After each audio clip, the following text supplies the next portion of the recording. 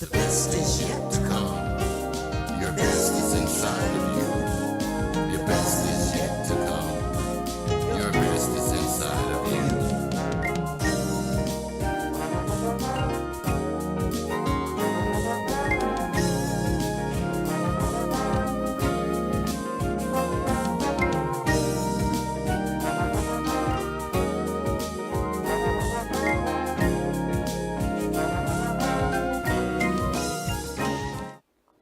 Good evening and welcome to another episode of The Best Is Yet to Come. I am your host, Stephanie SEIGLE, and we have another awesome show lined up for you. However, before I introduce our guests, I would like to just say to our newcomers, new viewers, welcome. And also to share with you the platform of The Best Is Yet to Come is not only to be a resource to the community, but shed light on things that are affecting our community. That's not enough. We do not stop there. We like to come up with solutions, resolutions for these issues, and that's done through having guests on to share their own personal experiences or either the career path that they have taken to give back to the community. So tonight is no different. I would like to now introduce our guest. He's from Recovery Connections of America. Welcome, Greg. Thank you very much. Yes, it's a pleasure to have you. I had the honor to speak with you last night, and I'm so excited about having you here. Thank you. Now, tell us about Recovery Connections and when was it founded and what was the vision and where you're at with that vision. So it was founded approximately 6 years ago in Providence, Rhode Island by Mike Breyer, who's the current CEO, and his background of needing to try to help people when he fought himself into recovery in trying to then find a job, that he decided that he could make a job on trying to help people and started Recovery Connection Centers of America. We sometimes just call it Recovery Connection Centers for just simple form. And it's an outpatient Suboxone Sublocade Vivitrol, or known as MAT, recovery treatment. And we started that about 6 years ago. It has now expanded into Massachusetts to approximately 16 other facilities. Yes. And we are continuing to even open up more. So we range from Cape Cod and Hyannis to Burlington, Mass, all the way out to Springfield, and all parts in between. Okay. I was doing my research, and I thought it was 14 when I heard you say earlier that it was 16. I'm like, oh, okay, so 2 more. That's definitely great. Now, let me ask you this. The vision was, well, the mission statement, the mission of Recovery Connection is? Oh, I'm not going to be able to recite it right off the... We're seeking to help people in need in opiate recovery, and we can treat with alcohol addiction as well. It is to reach all populations by taking all insurances, all state insurances, as well as military insurance, to treat people in a different way than what has been treated. And that is that we are a very small approach treatment facility. Our size are about the size of a fingernail salon, with 1 doctor, 1 manager, and 1 counselor. So people come in and don't get overwhelmed by experience of a large facility and uncomfortable sitting in a large waiting room with others that they might have known in the past. And now they feel more comfortable because it's less likely that they're going to possibly bump into someone they used to know. And we provide a safer, comfortable environment for them. And that's one of our visions, is to break the stigma by of treating opiate dependency, is to try to treat people where they are at and comfortably and safe. Great. Now, one of the things that when I was, doing a little research, one of the requirements is that they get into counseling. Am I correct? So if they're coming in to meet with our provider, we have doctors, we have psych nurse practitioners, or nurse practitioners all certified for buprenorphine. Once they've seen the provider, they immediately leave that room, and the counselor's right there for them to talk to. Not everybody wants to speak to a counselor at the beginning, and they don't. If they waive, hopefully not just with one finger on the first time, but maybe you get all 5 the next time, and then maybe the counselor will then engage them further. But every time that they come in, they can sit with the counselors. It's not mandated, but our counselors know to try to reach out in a humane way of saying, hey, I just want to check in with you. Okay. And hopefully we can start building on some of their supports that they may need now that they're getting themselves clean. Now, what are some of those supports that you've seen?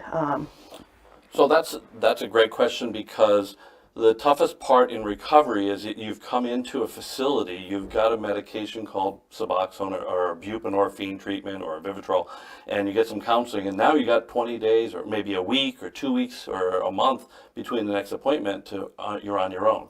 So we utilize community resources like in Brockton, the Stairway to Recovery, a community base of clients, of people in recovery trying to help them, other people in recovery. We use those services. Sometimes there are insurances. If there's a commercial insurances, there's a number of different commercial programs in the state that people can go to that get a little bit more extra background because of that insurance. Okay. We also use an app.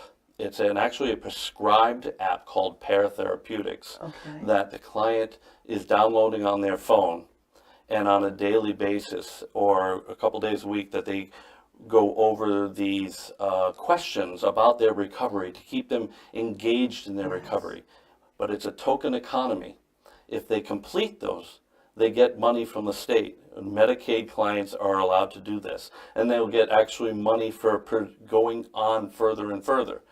And it gets more involved. So this is kind of something we're looking for technology like this to try to keep that client engaged in their recovery day to day. Of course, we're going to encourage them to AA and NA support programs as well. And many times if we receive a client from a long-standing recovery program, they also want to stay engaged, and they might have some evening Zoom therapy calls or group calls together, and we want them staying in. So we really try to reach and not just be a one-visit appointment, is to try to set them up with a treatment plan as well. Great. Now, how often does a client come in weekly? Is it? So normally on a buprenorphine treatment model, a client will be coming in on a week-to-week basis. Okay. They're giving you urine screens for the primary purpose of to make sure that buprenorphine is present in their urine. It's called norbuprenorphine. That means we can see it's a metabolite that's there. If that client is also experiencing with other medications, should we say street drugs, that we're aware of it, and we're going to the counselors know to work on that as well. Okay. If the client starts really engaging in recovery treatment and has what we call negative screens, there's no other thing other than norbuprenorphine, the doctor and the counselor work together to say, let's go to bi-weekly and then get up to once a month. Because it's a controlled substance, we have to only can get to once a month on the oral medication as well as the injectable form now. Okay. So it's a path that way. If a person has been doing really well and all of a sudden slips up and finds out we see fentanyl in there, it's not punishment. We try to re-engage them even further and bring them back down to maybe weekly. Okay. But a person also can go up to once a month for the medication, but to still see our counselors weekly. That's great. So. Because one of the things that I definitely advocate for, I mean, I'm in the field, and I think that, it's so much work, as I shared with you last night, that we still need to do. And I feel a lot of times what does not happen, they are connected with like the MAP programs, other program, but no counseling to deal with those underlying issues. I often say that no one will wake up and say, okay, I want to use drugs, or I want my life to spiral out of control. So there's definitely had to have been some type of trauma, I believe, that has caused this to happen. So I think that's great that, you all do provide counseling. Right. So those counselors also, and part of my job as a business development director is also going out to all these different types of facilities, from mental health facilities to urgent cares to hospitals, or emergency rooms, and to long-term opiate recovery places, saying, here, we can take this population. But our door is open for that person who walks in, says, my life is spiraling out of control. And when you've started a buprenorphine treatment, and all of a sudden you see that they use the drugs as a mask over a major issue. Right. be it a PTSD trauma attack or loss or family loss or depression, that we evaluate that as well. We do have psych nurse practitioners that can help with low mental health issues from depression and anxiety disorder, but they are connected immediately if we see something else in the psychiatric world that they may need a higher level of care. And because my history of background of mental health of 20 years in mental health agencies, I know many of them, and we would reach out to those specific specialties to make sure that the person is getting psychiatric support, and or if they can transition completely. If that psychiatric support doesn't have buprenorphine, we can work with them. Okay. Now, I know you said that there are 16 sites as of now. I also read something last year where the CEO in 2020, 2 years ago maybe, in 2020, said that his goal by 2023 was to increase, because at this time he saw a rise, I think 32% increase in overdose. And I know we've seen a lot of that, especially with COVID. People are using it more and more as an outlet. Where is he at with his mission and goal? Well, that's our mission, is to almost on a monthly basis, we're opening up a new facility. Great. And getting the rights to do so. I was in New Bedford task force yesterday or 2 days ago, and the increase of the even overdose and increase of death rate is climbing again. And they had thought that Narcan would actually decrease it, but there's other populations nearby that are continuing to have this increase of overdose deaths. We are targeting it is to the influence of fentanyl on the streets more, and having fentanyl being across the board, being spread on all different types of medications on the street. People thinking they're having Adderall or speed or cocaine, or even their marijuana, if it's not bought at a dispensary, may have fentanyl on it. And where people unknowingly are trying to do something, they think they may be doing speed and there's fentanyl in it, and they're not used to having an opiate in a high dose, and they're passing away because they thought they were getting something else. So we combat that with test strips, giving clients free test strips to test their product beforehand. We don't want them to use, but just to know that. But it is almost known now that if you're buying something on the street, it has a high potential rate of having fentanyl in it. Right. You know, I share this with my guest. My background is abstinence, so I was a little, when it comes to harm reduction, but more and more I'm seeing the benefit of it. Because people, of course, like you just said, we would rather they not use, but that's not the reality for some people. So if they are going to use, I feel like we have an obligation to ensure that it's done in a safe, possible way that there is. And it seems like that's what Recovery Connection. Correct. We support, in Rhode Island, they've actually passed a law recently to allow 3 or 4 safe zone sites for people to come in to use their product in front of a nurse, of a safety person, to be able to test the product before that person, but give them a safe zone so if they do overdose, there is a nurse nearby. Of course, our support there is of giving them alternatives of different programs that they could then also, if they decide want to not use, and they can go to a program, that's where it's there. I think what you'd said at the beginning when you were saying about MAT and people recognizing or coming to grips with medicated assisted treatment is when you separate out the dependency, your body medically having a dependency on a medication, similar to like if someone is a cigarette smoker and stops cigarettes, you have a response.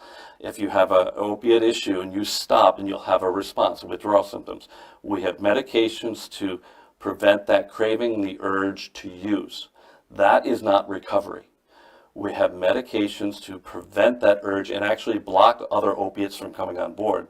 Recovery is when you sit down with a counselor and address the issues of the reasons of the why and what you need to do to build how to reclaim your life and recover your life. I like that. So that's separate. Hopefully people understand that part of MAT. Right. I like that because I had a guest on a few weeks ago, and she still had the mindset of, enabling with the harm reduction. So I'm glad that, you said that, you know. Great. So that's good.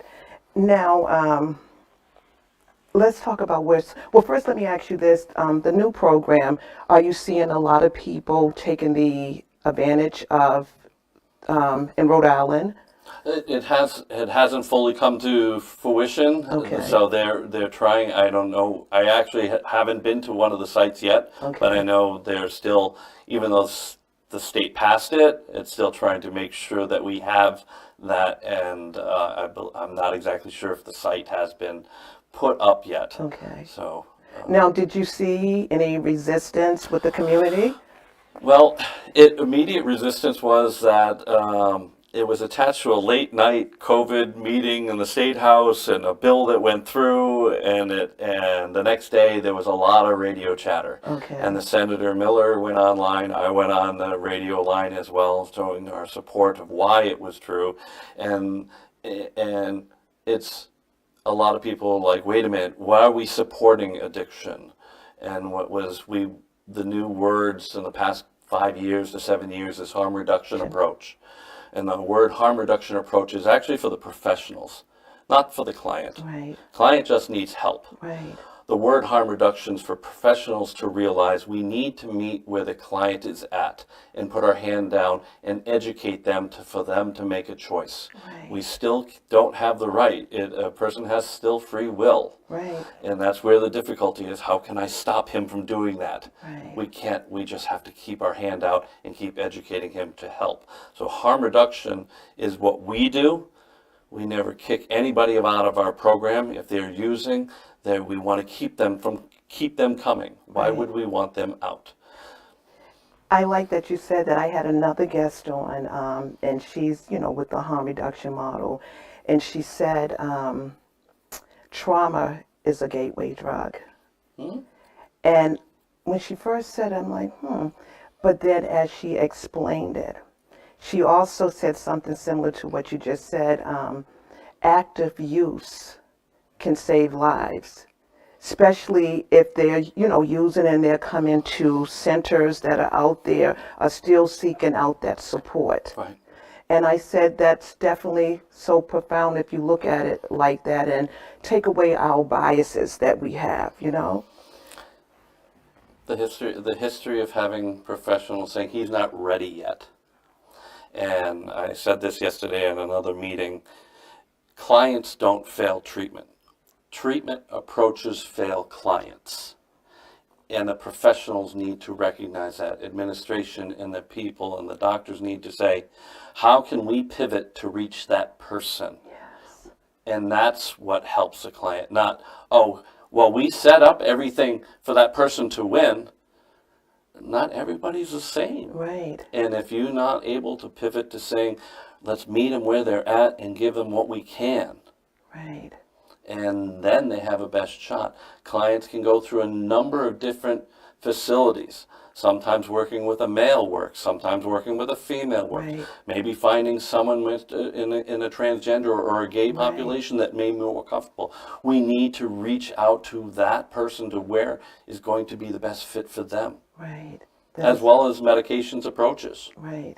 Right. Now, are you connected with these different entities that you just mentioned in terms of referring out? So from mental health centers, what my job is to make sure from different mental health agencies nearby, or many times of a number of, if a client come in and is so in need that there's such chaos that they need detoxes. So I'm working with those detoxes like Morton Hospital detox, and that a person may need to go in to really, they're so unsafe and they're willing to go into a detox. So we refer up for those supports. And then they may come back to us. Majority will then return back to us. If there's a different plan or something else is discovered, they may need a different type of service. So definitely going to connect to those types of services in the community. Okay. Now, I know you and I talked about this yesterday, and I was also reading it with methadone. That's not the approach that recovery center use, am I correct? We are not we do not prescribe methadone. Okay. Methadone has been an incredible medication that was the only thing available for people with opiate issues and pain issues since the 70s, 60s and 70s. And it has been an approach for a number of years until buprenorphine was legal to use and to license and have it prescribed in outpatient facilities, providers, doctors, internal medicine. Anybody that had an MD, DO could then prescribe buprenorphine, office-based treatment for care. But methadone does have its place, does have a population that needs to be on methadone from the structure of how it is prescribed and how it is followed.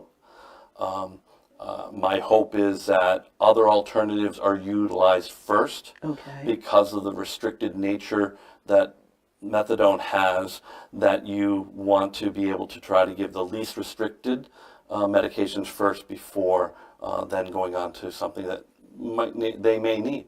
Okay. Can you share with the audience some of these restrictions around methadone? Well, on a daily basis, they are to come in, and they are expected to have, some will have to have monthly or weekly payment to do that. On a daily basis, they may have to go in at 4, 5, 6, 7 o'clock in the morning and stand in line or come as a big group in the early mornings. Most of them open up at like 5 o'clock until 11 o'clock to get their daily dose. And sometimes the client will have to do that on a daily basis before they can have a take-home that may take 6 months or a year to gain the ability to do a take-home. And there, again, for people that need that structure on a daily basis to address their addiction, yes, that's what they need. And I think the only thing I have the most difficulty with is the approach that methadone has taken by having that high volume amount of people standing outside waiting to be treated. I'm not against methadone by any means, but I am part of the approach and having that. We have had stories and stories of people having to, that you have that many people that have used in line and people coming out that there's stories of misuse and abuse and diversion that has there. So that I would love to see the industry change that so they could use methadone in a proper way and less stigmatizing, because I think the population as a whole sees that, and that if you're in line and people are driving by, it kind of breaks you down. Absolutely. And I want to hand people up. Right, absolutely. I agree with you. Even, you know, our homeless situation, that is definitely have gotten out of control, and it's something that, you know, we still have a lot of work there too. So think about someone that's homeless and they are on methadone. They may not was able to sleep the night before because they're out in the street. They missed their appointment. Yeah. And then it's like they have to start over, correct? Or how does that work? Again, I don't work the methadone system. Right. I only know it from when I was an addiction specialist in a mental health agency. And a person, if they start doing drug tests through them, and if a person starts using other drugs, they could be asked to leave to come off the methadone because they're not following through with treatment. Right. And which would then leave that person to go back to using street drugs for their opiates. Right. Methadone is a synthetic opiate to try to stop the body from urging and craving throughout that day. So if they miss a dose, they're going to experience uncomfortable, and it's very difficult withdrawal from opiates, and definitely from methadone as well. Right. So it is a very restrictive and very time consuming, and you almost have to live near that methadone center. And I've seen cars come up in BMWs to bicycles to walkers and buses to get there in the morning, and have to do that. That's one thing I often share with the audience, because there are people out there that have not personally experienced, you know, whether it be a family member themselves. And what I tell them, that's one thing that does not discriminate against anyone. You know, so I feel like we definitely need to show more empathy and compassion instead of sympathy, because I feel like we come from an empathy background or position. We're more engaged to help to make that difference. And words words matter, and the industry is really stepping up to change the verbiage to allow people to use uplifting words of recovery, similar to what people understand as drug court, Right. is now going to be called recovery court. Oh, I like Now, if that. you're going to recovery court as a person, I'm going to seek help. I'm Right. seeking that the people there, even the judge or the probation officers, trying to help me find recovery. I'm going to drug court. Yeah, I got caught selling. Right. I got caught using. So just the verbiage. Right. So if we can have the nation learn and more supportive and use less harmful verbiage and supportive. Now people use in AA, I've been in long-term recovery. Instead of I'm an alcoholic, I'm a person of long-term recovery. Right. That's uplifting to say. It's an uplifting thing for someone to hear and get support, like congratulations. Right. I'm an alcoholic. Right. And you can still use that, as many as my oldest brother will use that. He hasn't, at 72 and Right. 35 years of sobriety, Right. he still uses that's what was used. So, Right. but now the verbiage matters. So if we can change some of the verbiage, not just for the clients, but for the population, Yes. it will hopefully take away some of that stigma Right. and that downtrodden look at people instead of handing them up. Right.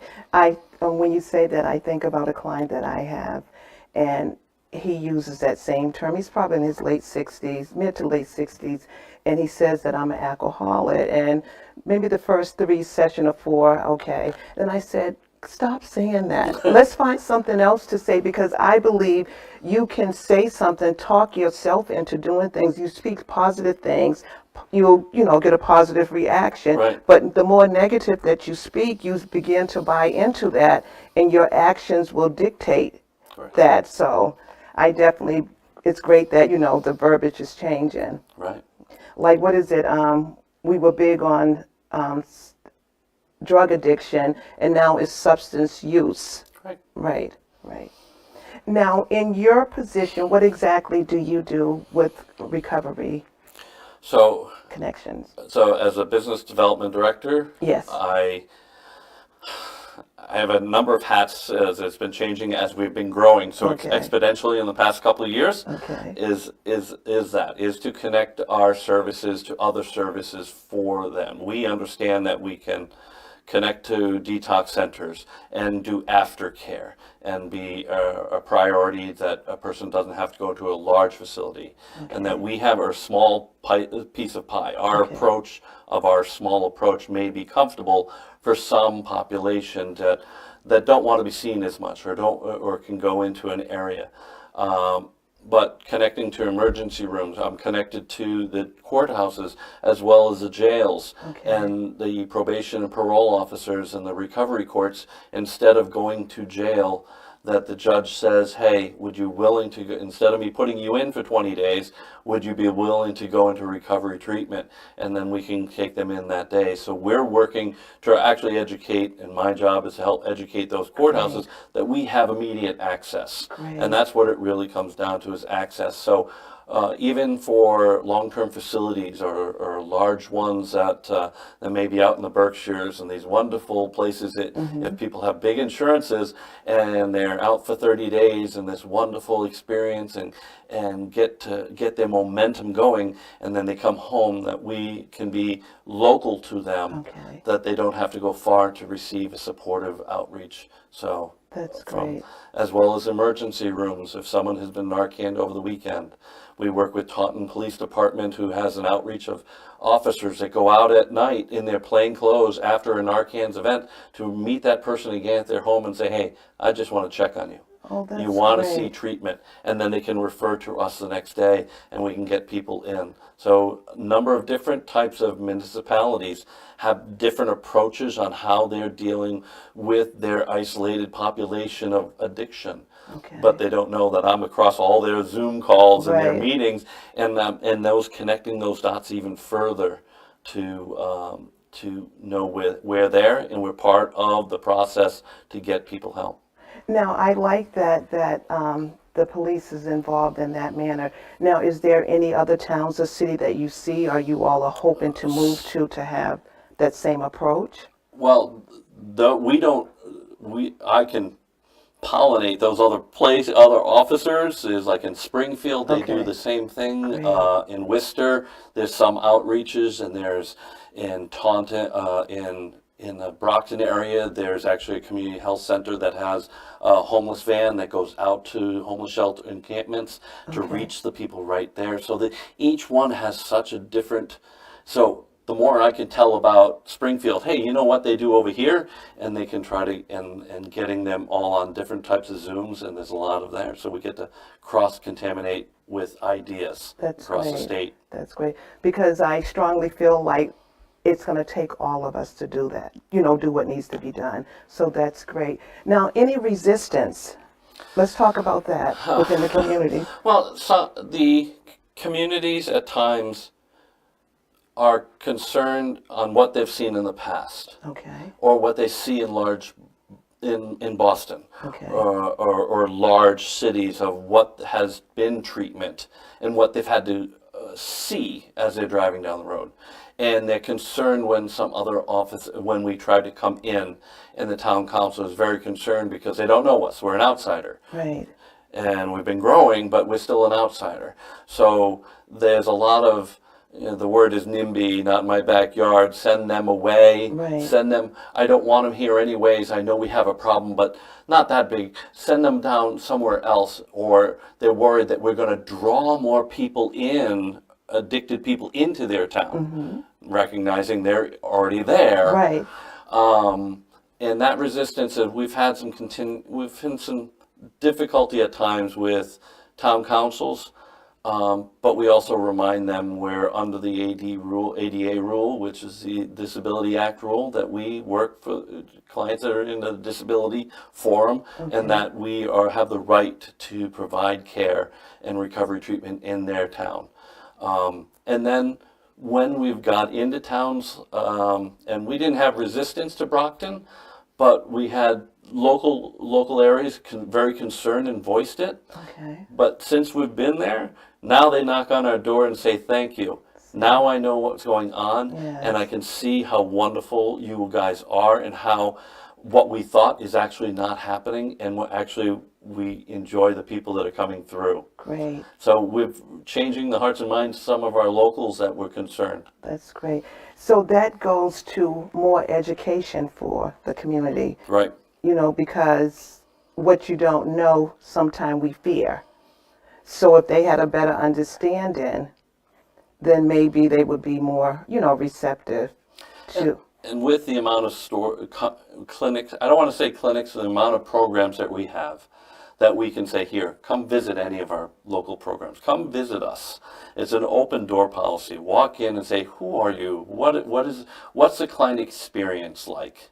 And when we go into facilities or into towns and we invite them, just come over and check out. We're only probably a half hour away from where you are is another facility of ours. Right. And you can check that one out and see what impact. Go talk to the neighbors.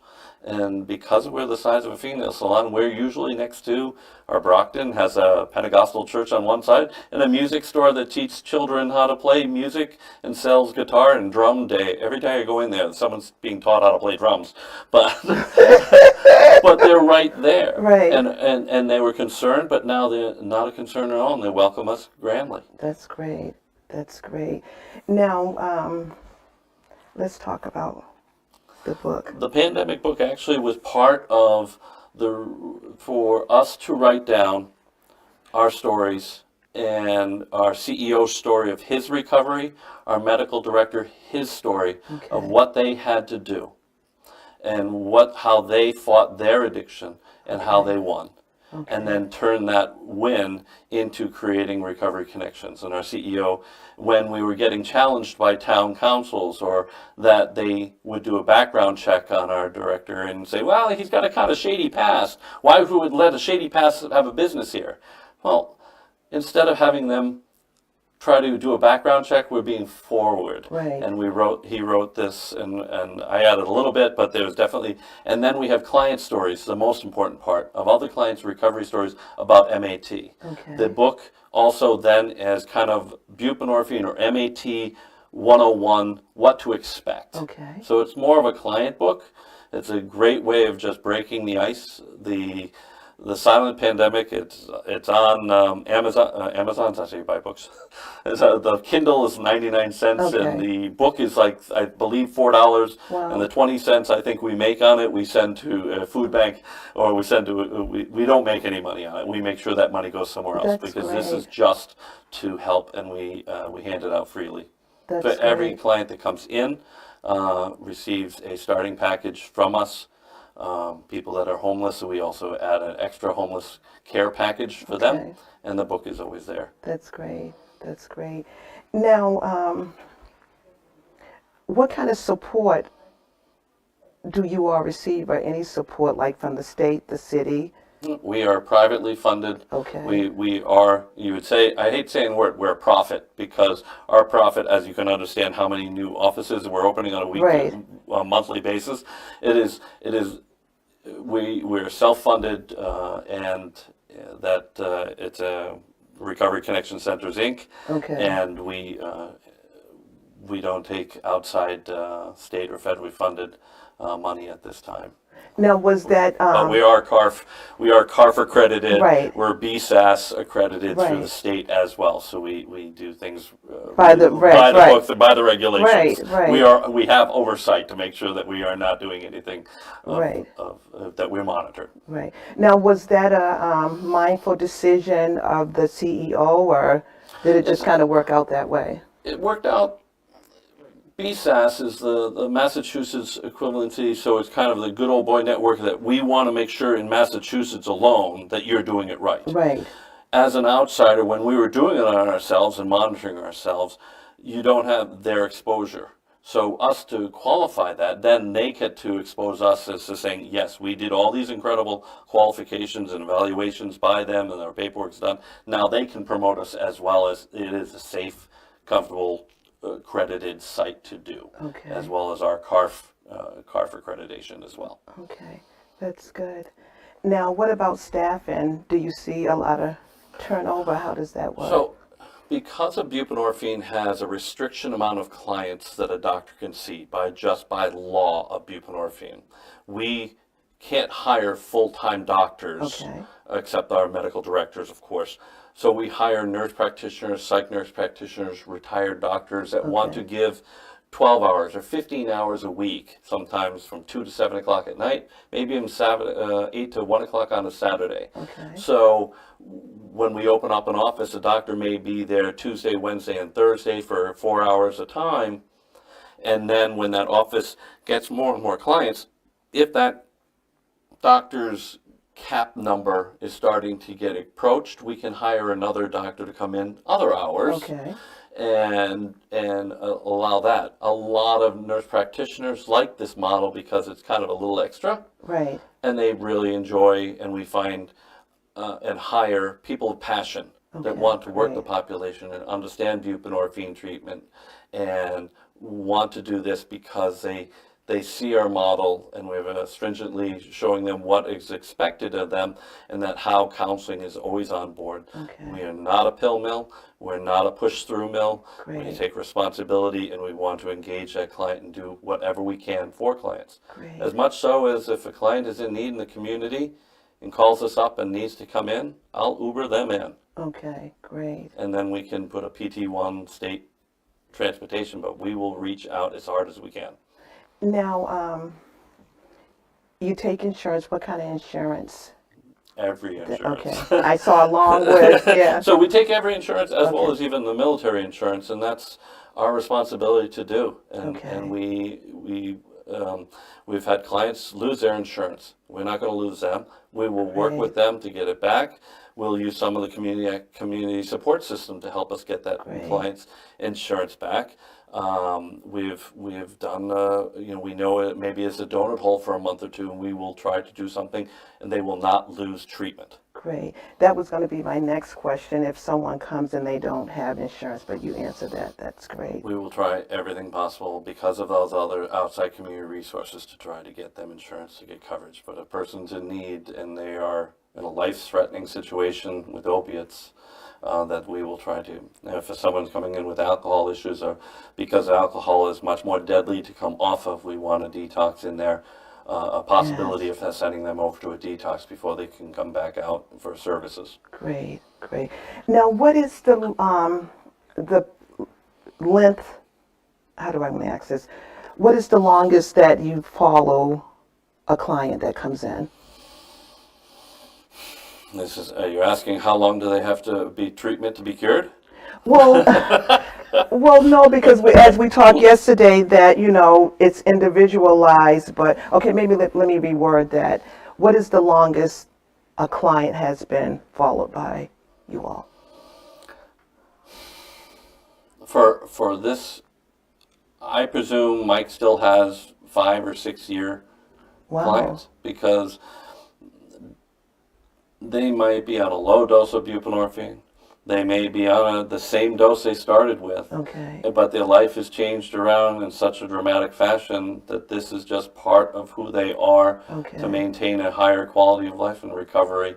And so they could be here for a long period of time. Some may transition to another program, but we have I'm sure we have clients that have been there from the start. Mike still knows them, and when he's walked into because we have so many, when he walks in to the Providence area, he'll have clients come over and give him a hug and come over and know him right from the beginning. So yeah. So because you all actually started in Rhode Island, am I correct? Okay. Yes. Okay. Welcome back. We took a little break, but this is The Best Is Yet to Come. I'm your host, Stephanie SEIGLE, and our guest today is Greg from Recovery Connection. Before we took a break, Greg, there was a question I wanted to ask you, and it escaped me, but it's back. Yesterday, when you and I was talking, you mentioned to me that you was on a drug task force. Can you explain to our audience exactly what that is and how did you come about to be involved in that? So I'm on about 3 or 4 drug task force throughout the state of Massachusetts, and one of them is a Brockton Recovery Task Force, and with the HEAL community, which is a survey group that came in from the government to ask questions to community health center, addiction facilities and programs, and this task force is to address the ongoing opiate addiction. And so they came in to do meetings with us and questionnaires for over a year of what is happening in each office, what's happening in each facility, what outreach and what approach is being taken. And what they're attempting to do is stimulate a understanding of what is working and what is not working, so they can actually report to the government here. We've done an extensive by area just in Massachusetts, and I don't know if they're doing it nationally, but I just know it through my groups in Massachusetts. And those gets us to sit down with Boston Medical Centers, their recovery programs, and listen to their staff, to small independent recovery houses and detox facilities, and it kind of, you get us all in the room that we have a tendency to talk, but it's more about what's working and where we can have awareness. And one of the big things that I took right away was like 6 or 8 months ago when the test strips came out, and someone said, "Oh, we now doing these test strips." And half of us raised a hand. Where are we buying these? At the time, it was had to buy them out of Canada, but now we can get them in the United States. However, it was that kind of influential part of these task forces, and sometimes a task force can be run by the governor's drug task force or an off branch of a major facility like BHN out in Worcester area. Boston Medical Group does there. New Bedford, the health department kind of does theirs.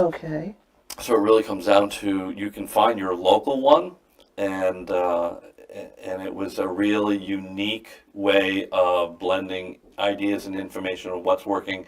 A lot of times they are FAQs, federally qualified healthcare settings. So a lot of the state, when we're talking about federal money coming in from pharmaceutical lawsuits that have come through, where's the money going to? What grants are available now?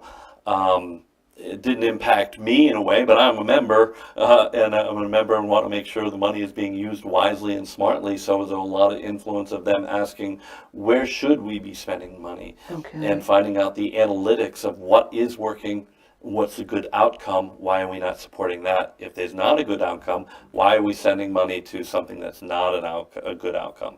Or do we need to send money just because it's appropriately used to try to reach out the homeless? Okay. Food banks, to shelters, and to provide housing, and in that nature. So these, the HEAL study has helped generate even further deeper discussion of where and support each other, as well as identify and pilfer ideas off of each other, which is Okay. good, because we're all in it for one reason, is to Right. try to help someone else. Right.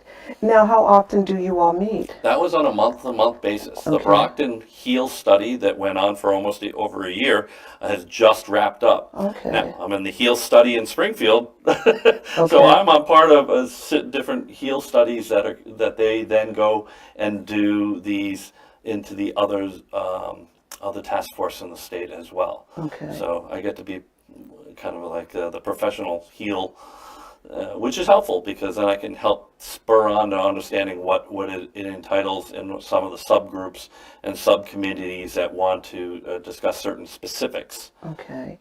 Now, you said the one in Brockton has wrapped up. Are you aware what was the outcome of that study? And is that something you can That's share? they have to tabulate that Okay. and do that, I expect. So the Brockton task force is then, what are we doing next now that the HEAL study's over, because it was government money to do that. Okay.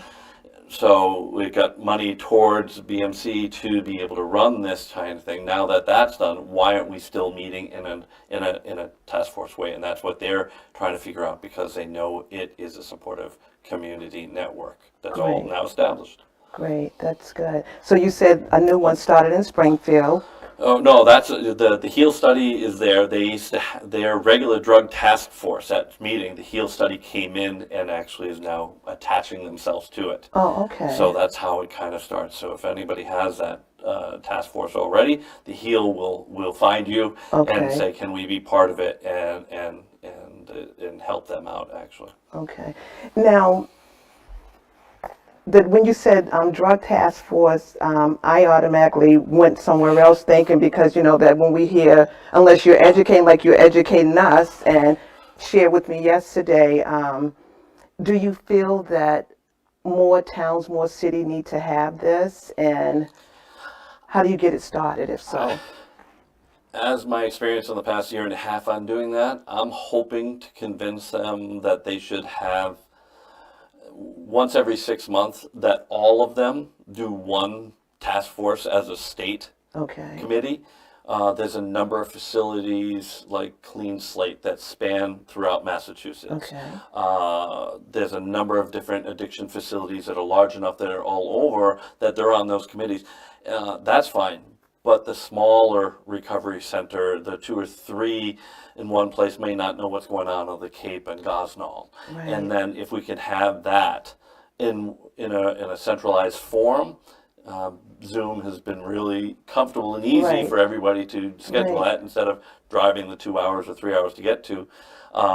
That I would love to see that as something, and then take a hierarchy of someone to really understand what this is to the blending of Massachusetts supports and help and ideas, because there's definitely different pockets in Massachusetts with higher overdose rates. Right. They have what's called a gray model, and they'll put up a map, and it will show these gray zones and where the people are overdosing the most, and where in which town and which city. And a lot of town councils make it very blindsided to their issue, Okay. and just one town over doesn't, or one town over is even worse, and they don't even talk about that. So we need to make it more of a Right. citywide, statewide. Right. Now, are you privy to some of those gray areas that we see? Privy meaning that we can ask usually the Department of Health Okay. gives us, and there's I know there's a couple government websites that can put that out as well. Okay. But every time there is an overdose, every time there's a death, doing that. Even a Narcan event, they have to register that, so there is a tabulation that the state will have for us, and they can generate our gray lists. Great, great. Now, I know we talked about a new location that's going to be opening. Which one? How many do you have that's all right, I always like trying to do this because they come up. Hyannis is currently open, just opened.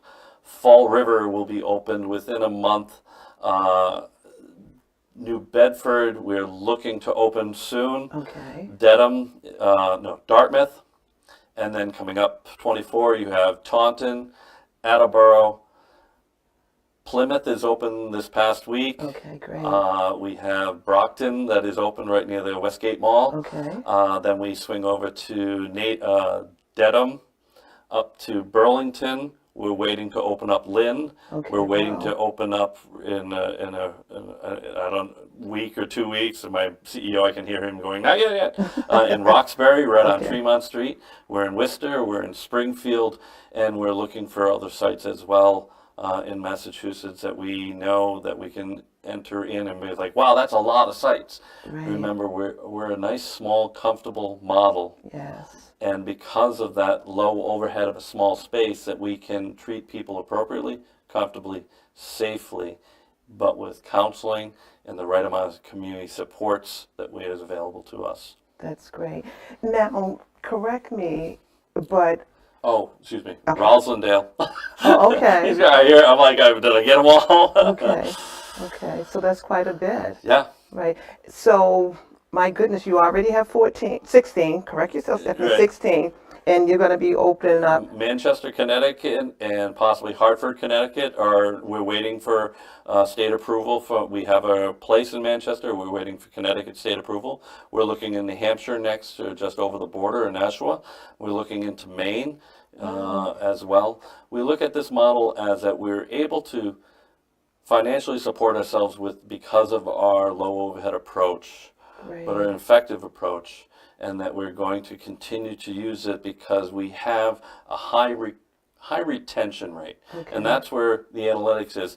If a client likes us and continues to return and is getting and is able to gain recovery and stay with us, it helps us open the next place. Right. So if we were doing bad work and nobody showed up, we wouldn't be able to expand. Right. So we're doing something right, and Absolutely. We know we are because of the experience. Our website, drughelp.com, is our website. Our book will help them along, and this is what we are expanding. And we help out offices that my prior job as helping people get licensed and trained to use buprenorphine. I know a lot of different facilities and practices that may need our support if they retire or want to step away from buprenorphine treatment. We can help them out as well, and we've been able to help those as well. Okay. Now, you said earlier when we were speaking that the clients are able to talk about what to expect from their treatment. What does that look like, or what have been shared with you, how that looks? Meaning the mat, using the mat. Right. Mm-hmm. So, buprenorphine treatment is started by someone having to stop their opiate for at least 24 hours. Okay. And that's a soft opiate. Oxy, Vic, and Perk are soft opiates, meaning they fall off quickly. A person's going to enter into withdrawal real quick. So it means it's fallen off what's called the receptors in the body. So a person has to be under mild and moderate withdrawal before starting buprenorphine treatment.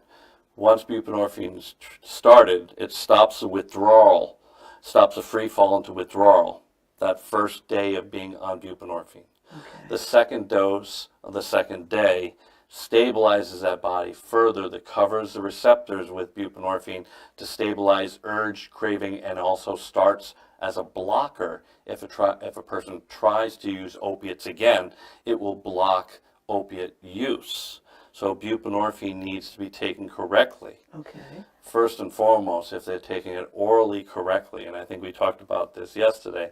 And once they've taken it, usually that first script is once a week, as we said, Right. and then they can progress on. I think the most interesting thing that I learned was clients were not taking their oral medication correctly. Okay. It is called Suboxone. That's the trademark. It's a film that looks like a Listerine tab Right. that's placed under the tongue. It's then dissolved within about 45 seconds.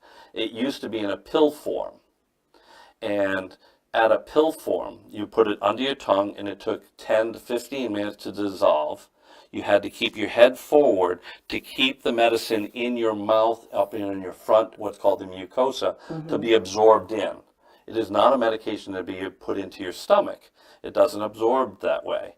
So that experience is very difficult for twice a day sometimes. Head forward and not speak, not smoke, don't Right. drink or anything. So the Suboxone film trademark is but it dissolves in 45 seconds. But the experience to be absorbed is at least 7 to 10 minutes. So even though it has a very bitter flavor, smokers, don't smoke. Okay. If you're having your morning coffee, don't drink it because it's being absorbed. We're so much of an American that I have a headache, I'll take an aspirin Right. in our stomach. This is different. So don't smoke, don't drink anything for at least 7 to 10 minutes. Because as the film dissolves, it's less likely to form a lot of spit, Okay. where the generic tablet may, because it's still breaking down and it stimulates that glands to spill more spit that you're not allowed to swallow. Okay.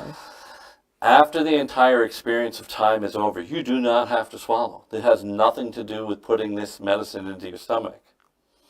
So people say, oh, it upsets my stomach. Why are you swallowing it? Okay. Okay. So that's the reason why you say people are not taking it correctly. Correct. Because if someone on the street, because buprenorphine prevents withdrawal, it stops the free fall of withdrawal. Okay. That someone on the street you can't find a dealer to give them their next hit and they're into withdrawal, but they give them a Suboxone. They're actually mild to moderate withdrawal and they've taken the buprenorphine, but nobody told them how to take it. So if they put it on top of their tongue, they're going to get a very minimal amount that might at least give them something, but not even close to. So we want to make sure how to take it correctly to get the correct dose into your body, and that state will be stabilized. If a person is having difficulty, and this is from either the homeless or households that have the oral medication present, and or having to go into a pharmacy to buy this on a monthly basis, there is what's called Sublocade, which is the injectable form that is injected at our office. It comes to our office in that person's name. The insurance cover it. That is a high dose of buprenorphine that lasts over a month. It's a once-a-month injection. But then you don't have to worry about if you're putting it under your tongue correctly. Right. You don't have to worry about someone stealing it, or you having to sell half of it, or manipulate part of it, or not take it correctly. Right. This is so we have people that are, my favorite story is a gentleman who's a boater, that he's off in New Bedford and goes out for 40 hours awake, and he takes some buprenorphine, and he's up for so long he doesn't know when to take it again. And he said, if I have a shot and I don't have to worry about that, wonderful. So it can be a request to do that. Okay. Or if a person has been really struggling with a lot of opiates and in their treatment, and they've been manipulating it at times, but they have clarity at times, like, I really need help, the shot may be a very strong alternative for them to have. So we definitely utilize Sublocade as well as a source of treatment. Okay. Well, my producer just came out. Greg, this has been an awesome show. Thank you so much. But before we wrap it up, I would like for you to speak into the camera and say what it is, some parting words with our audience. Wow. Well, Recovery Connection is there for you. Our access is immediate. If you called us today and said, I need help, we're going to treat you today or tomorrow. We have enough recovery facilities in Massachusetts that even if my doctor is not there that day, our manager is, and we can get you in there and Zoom call down to a doctor to be seen that day, and then do a formal intake to when that doctor is there. We want to know that if you're in need of help, we want to make sure that the help is granted then. Our support, we cover your insurances for our population of different cultural needs. If someone who's not fluently in English of different cultures, we have the capability of using your insurance for interpreters. And immediately, even on that day that you walk in and said, well, I need help, and they don't speak enough in English, we have an app that we can use to immediately help translate and use that the translation line to help you, and from there on in we can use your insurance to use a translation help. So we welcome you to call us up. Can you give your number too? I don't have it off the top of my head. So drughelp.com. That's help, H-E-L-P. So drughelp.com. And we'll have one phone number on the line, and I'm sorry I don't have it right off the top of my head, and my CEO is going to yell at me. And that one line will give you access to all of our offices, and we'll give you the list of that, and someone will always pick up the phone for you.